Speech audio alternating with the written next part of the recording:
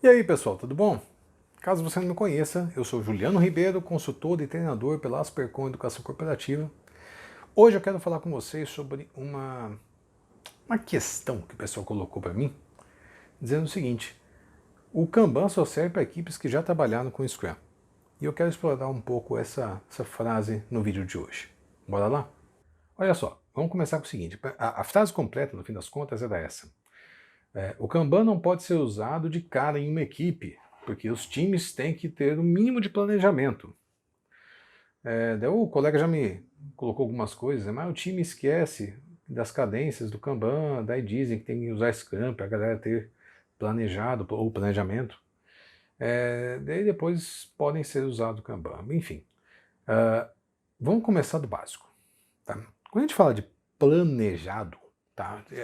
O primeiro mito que a gente tem que desfazer aqui é que Kanban é zona, tá? Não é caótico, não é zoneado, não é tipo vai fazendo aí ou faça como quiser. Nunca foi isso, tá? Nunca pregou-se isso. Uh, e, e eu não sei de onde que vem essa conversa, tá? Então, tipo, se você está acreditando nisso, para agora, tá? O Kanban não é sobre vai fazendo aí, quando terminar de fritar, a gente vê qual que é o recheio do pastel, não é sobre isso. Tá? O Kanban é sobre organizar um fluxo de trabalho. Mas vamos voltar ao centro da questão. O centro da questão fala sobre planejamento. Vamos entender isso com o seguinte. Eu estou entendendo que esta pessoa que comentou dessa frase, que o ambiente dela exige uma certa previsibilidade, talvez seja a palavra, não sei. Talvez seja um certo grau de confiança sobre o plano no futuro, talvez. No fim das contas é o seguinte, eu acredito que essa pessoa gostaria de ver na frente dela uma lista de requisitos e como é que eles vão ser entregues ao longo do tempo, tá? Um certo planejamento de entregas das coisas. Então meio que você tem ali algumas demandas que já são necessárias, que já são previstas, que vão ter que ser feitas de alguma forma, e você está tentando encaixar isso numa linha do tempo. O nome disso seria um cronograma, não um planejamento. Tá? Então esse cronograma ele vai serviria de base para alguma coisa. Quando foi que o Kanban negou isso? Tá? Isso eu não sei. Embora é bem comum que nós acreditemos que... é bem comum você ver algumas pessoas da comunidade Kanban, eu incluso, considerar tal prática um desperdício.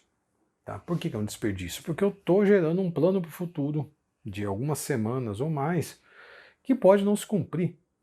Tá? Que podem surgir novas demandas que são mais ou menos importantes e de acordo com as minhas políticas internas eu vou repriorizar isso o tempo inteiro.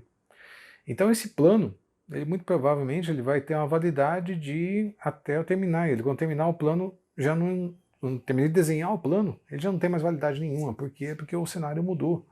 Porque o cenário se atualizou, estamos num mundo extremamente dinâmico. Tá? Se alguém fez plano para 2020, aí deve estar, o plano deve estar rindo na sua cara nesse momento. Né? 2020 foi um ano bem atípico. Aí. Bom, pelo menos dos 40 e poucos que eu passei aqui até agora, em cima desse planeta, né? Até agora eu não vi nada que tenha sido tão diferentão que nem 2020. Então veja, as pessoas precisam de um plano para quê? Para se sentir confortáveis, para se sentir do controle da situação. Tá? E aqui não estou falando e tal do comando e controle. Não, gente, não é isso. É se sentir no controle. Quando você desenha um plano, e eu entrego um plano para alguém, digamos que alguém me chegasse e pedisse, Juliano, eu preciso fazer a transformação ágil aqui da nossa organização. Muito bem, vamos lá. Eu vou fazer um trabalho aqui com vocês, vamos criar um plano de trabalho para o próximo ano inteiro de trabalho e em cima desse plano nós vamos fazer toda a evolução e garantir que a sua empresa vá se transformar em agilidade. Tome aqui um plano de 40 páginas explicando como é que nós vamos atuar em cada um dos aspectos da sua organização. Para quem é do meio aqui, a gente costuma achar meio ridícula essa abordagem, porém, para quem é de uma organização formal, que trabalha com gestão tradicional, ele olha para aquilo e se sente mais confortável, mais seguro. Por quê? Porque a informação está lá. A informação, ele está vendo quais serão os passos, eu posso cobrar essa pessoa em cima dos passos, ou que seja dos milestones, dos marcos de entrega, alguma coisa, mas eu tenho aonde me apoiar para entender o que vai acontecer no futuro. Tá? Apesar de eu ter colocado em tom irônico aqui, gente, as pessoas querem informação. Tá? O plano é uma informação. Elas querem informação para quê? Para se sentir seguras. Teve um vídeo passado que eu até comentei isso. Por que a gente tem medo do escuro, né? Porque lá eu não enxergo. Ridículo, né? Assim, eu olho para o escuro, eu não enxergo nada. Esse não enxergar, interprete isso como eu tenho um dos meus sentidos bloqueado. Tá? Eu não sei o que tem ali. Eu vou ter que confiar em outros instintos e outros sentidos que não são tão apurados, talvez, quanto a minha visão. Tá? No caso da minha, nem tanto. Mas você entendeu o que eu quis dizer. Tá? A falta de informação me gera insegurança. E as pessoas querem construir um plano como sendo uma coisa para deixá-los mais seguros. Pois bem, dado isso, voltamos ao ponto da pergunta. Tá? O Kanban não pode ser usado de cara numa equipe porque os times têm que ter um mínimo de planejamento. De novo, queridos, Kanban não nega planejamento. Tá? O Kanban não nega que você possa criar planos. Se isso te seja interessante, se você precisa comunicar isso para outras áreas, vale muito a pena que você crie o plano. O único ponto que vale a pena você deixar bastante claro, e aí entra um pouco na questão do que o Kanban prega, vamos pensar em planos menores, ou melhor, planos adaptáveis, e deixar claro para as pessoas que o plano pode sim sofrer adaptações, porque afinal de contas, novos cenários podem acontecer, novas informações podem surgir, e baseado nessas novas informações, nós temos que nos permitir ser ágeis, adaptáveis a esses novos cenários. Então, se eu criar um plano e, de repente, aquele mapa começa a ser mais importante do que o terreno, a coisa fica meio travada, fica meio complicada. Tá? E é esse o problema dos planos. Tá? O plano em si não é ruim, o problema é eu ter apego a ele. E toda vez que você escreve algo, que você colocou aqui no papel, ou num Trello, como eu fiz aqui, você começa a pensar, poxa, eu preciso cumprir esses pontos. Eu preciso seguir esse plano, porque está escrito. Estar com coisas escritas me gera um certo apego. E esse tipo de apego faz com que eu não consiga ser adaptável, porque eu quero seguir aquilo que está escrito no papel, ou aquilo que está escrito no meu Trello, ou que está escrito no meu Gantt, seja lá o que for.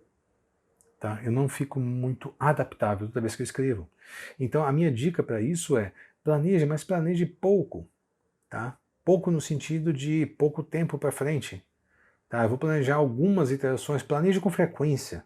Tá? Planejar é bom, tá? O ato de planejar é bom. Eisenhower já falava, né, que nos embates dele os planos eram inúteis, mas planejar era fundamental.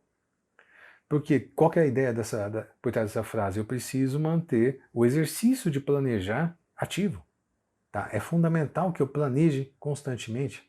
Tem um outro filósofo aí contemporâneo chamado Mike Tyson, que ele falava o seguinte: todo mundo tem um plano até tomar o primeiro murro no meio da boca.